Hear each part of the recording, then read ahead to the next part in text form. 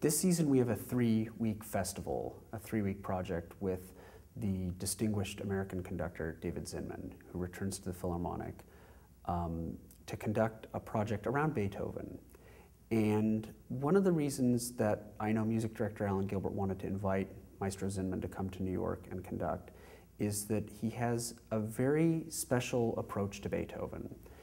It's something that you know, in the 1970s, scholars, seems like mainly in England, were really looking into how to perform Beethoven symphonies as they might have been heard in Beethoven's own time.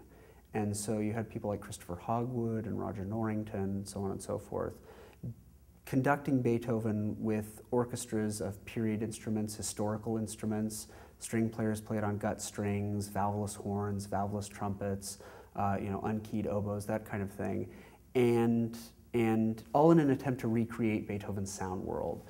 And if you think about gut strings just as a sort of natural consequence of playing on these strings that have less tension, it meant lighter articulation.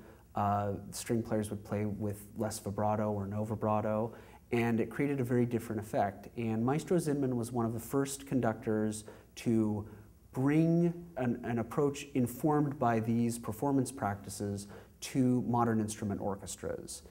And this, I think, is best enshrined in the Beethoven cycle that he recorded with his own orchestra in Switzerland, the Zurich Tonhalle Orchestra, which was an extreme critical success because of the revelatory nature of the performances.